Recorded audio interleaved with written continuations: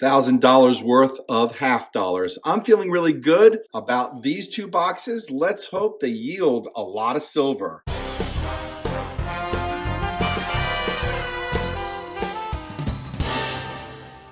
Hey collectors, thanks for watching. I'm the collector of coins, and that's right, as I said in the introduction, I have $1,000 of half dollars.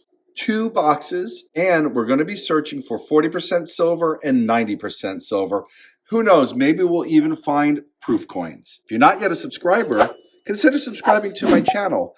Most of you who are watching are not yet subscribers, so I would really appreciate the support. It helps the algorithm.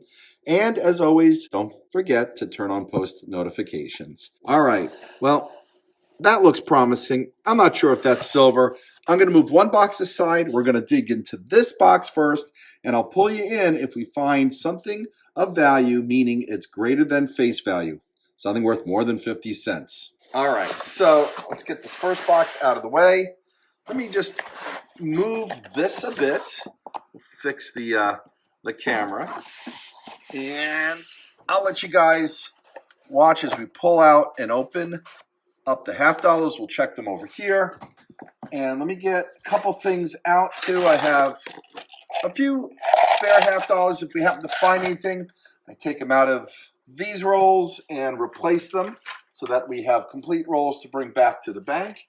And I also have to grab half dollar wrap so I can wrap up the coins so that I'm not making a mess. I'm pretty fast at wrapping, so we'll kind of go through that. Let me just pull these aside, and we'll get started right now. All right. So, where's my screwdriver? Okay, here's my screwdriver right here. You're asking, why do I need a screwdriver? Well, these can be a little tricky to open up, so I use the screwdriver to kind of pry them open.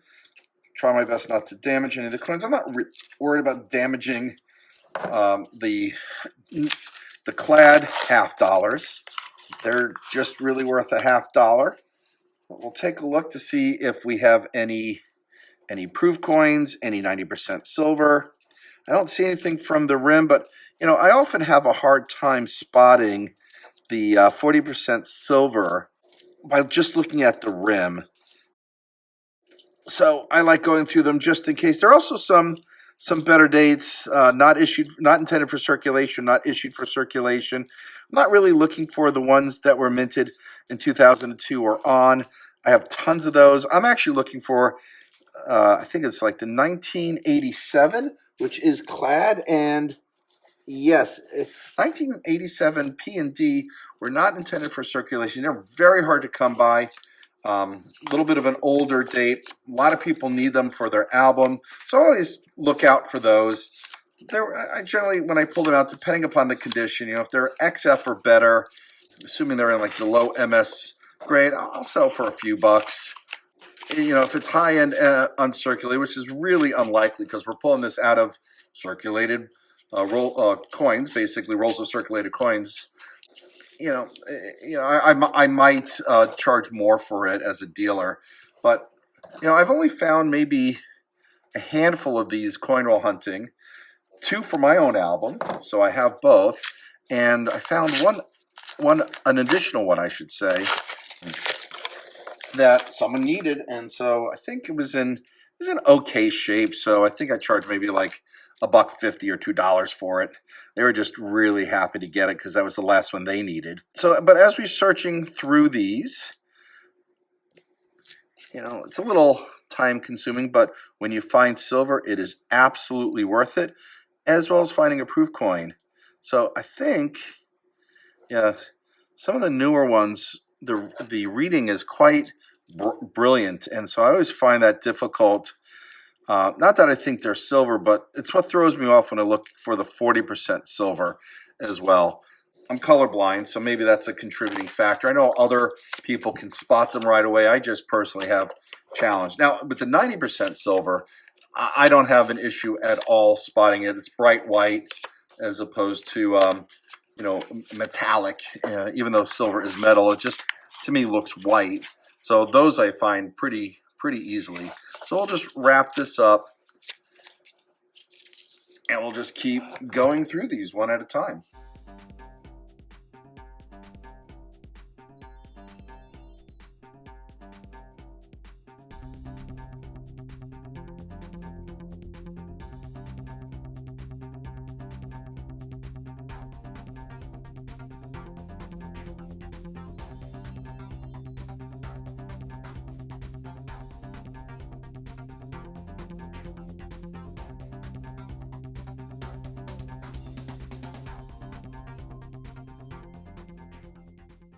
Well, we're into roll 42, and that looks white to me. And yes, wow, 90% silver. That is awesome. 1964. You see the little D next to the branch? That means it was minted in Denver. All right, we got 90% silver. That's worth quite a bit. It's definitely worth more than 50 cents. I don't remember exactly what silver is at right now.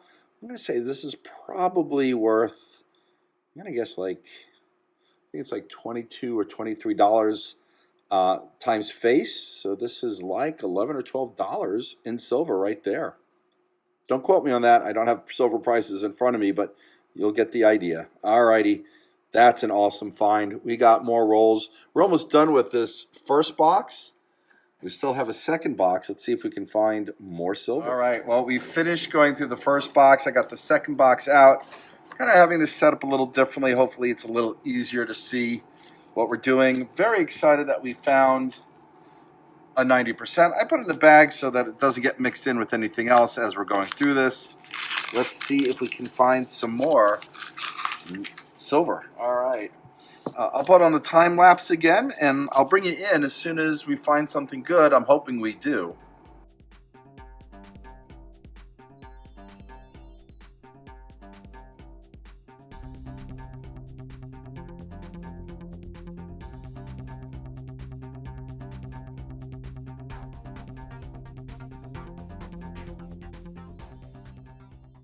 And by the way, speaking of varieties, if you're interested in getting my coin hunting mat, which includes the nominations from pennies all the way to $half with all the key dates, semi-key date, and varieties to look for, and I do hunt varieties in the smaller denominations, there's a link down below where you can get one. Now, I don't know, something caught my eye. Looks like I am wrong again, but we will take a look. I like double checking, mainly because there have been times that if I hadn't double checked, I would have missed a 40% silver. And there's still value in 40%. Generally speaking, they go for a little bit under melt, but that's still above 50 cents, and I'm happy to get it at that price. All right. Yeah, ooh, we got a nice 2001D. This is not intended for circulation. I got a lot of these. So we'll put that back in circulation for another collector to find.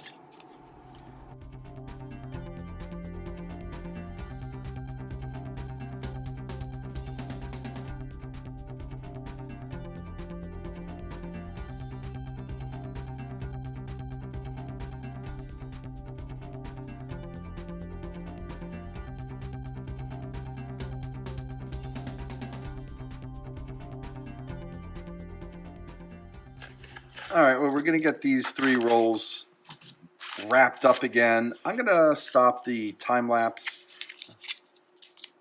and I'll bring it in if we do get another silver or something cool. Well, collectors, we're a little more than halfway through box 2. We still got 20 more rolls. Hopefully we can find some silver. This one intrigues me. Might be 40%, although I'm a little dubious about it. But let's take a look. Let's get the time lapse going again.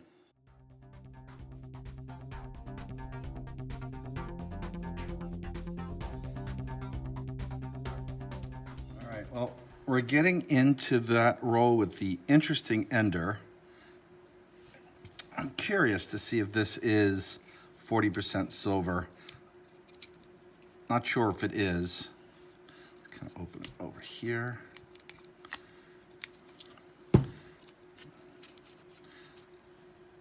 All right, let's see what we got.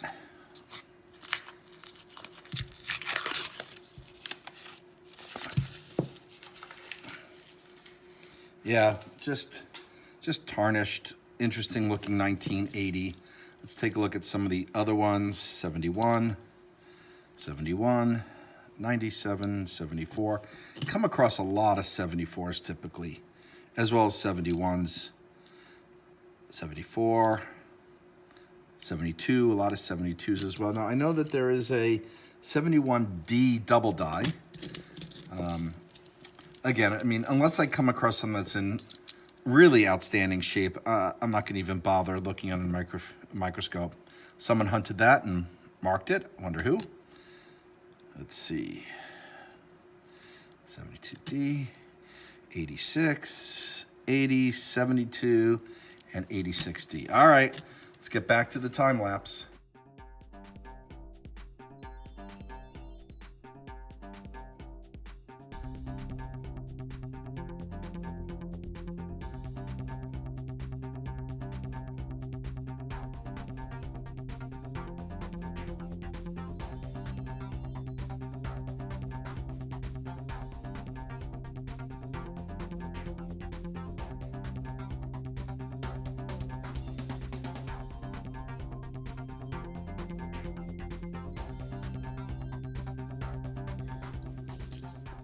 Well, collectors, we're going through roll 46. We're getting towards the end.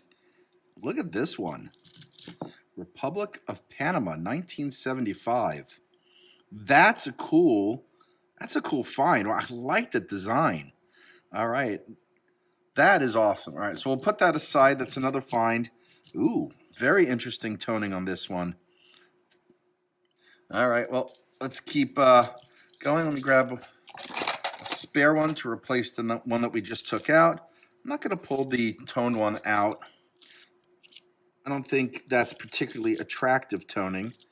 And, you know, some might argue it's missing a layer. I just think it's just toned, right? Because you can still see some of the nickel luster underneath that. But we're down to the last, got 4 more rolls to go after this one. So we got our second find of the hunt. We did find 90%. We got a world coin. Let's see if we can find anything else in the remaining 4 rolls. All right, collectors, we're down to the last roll. Roll 50 of box 2. Let's open this up together. So, you know, finding silver in circulation is challenging. It takes patience. I know a lot of people who hunt through hundreds and hundreds of boxes and never find silver. I've been lucky, without a doubt. I'm very glad that we found one this hunt. Oftentimes, I expect to only be able to find like maybe a 40% silver half dollar, one out of like every 4 or 5 boxes. And even that's a good ratio. So it's nice to start 2025 with at least one 90% silver. Hard to argue with that. A lot of 1974 still, 71Ds. That's a nice shape. We'll take a look at that underneath the microscope. All right, no silver in this final roll. But let me pull out my microscope. All right, well, there we go. And interesting on the E, but I think that's just damage. You see in the top over here, a little indentation. But we're not seeing, in my opinion, any real strong doubling. It's hard to tell if that's wear or something else. Yeah, I think this is just damage from circulation, which is typical. We'll just look at everything here, just in case. But, you know, yeah, no, this is just a regular one. We got some machine doubling, so that's dye deterioration. That's not a double dye. Yeah, you can kind of see it right above here. That's machine doubling, definitely from dye deterioration. Not a true double dye, which is where the hub is struck twice, as opposed to the hub is fine, and then it just over time with wear during the striking process that you end up with some double imaging. All right, well, just a regular half dollar. We'll roll this up, and we'll do a recap in a second. All right, well, collectors, after we searched 2,000 half dollars, or 2 boxes of $1,000, we found one 90% silver, as you saw in the earlier segment. This was a good hunt. Anytime we find silver in circulation or spend face value for silver, you know, you can't complain. All right, well, collectors, I hope you enjoyed this video. Thanks for watching, and as always, happy collecting.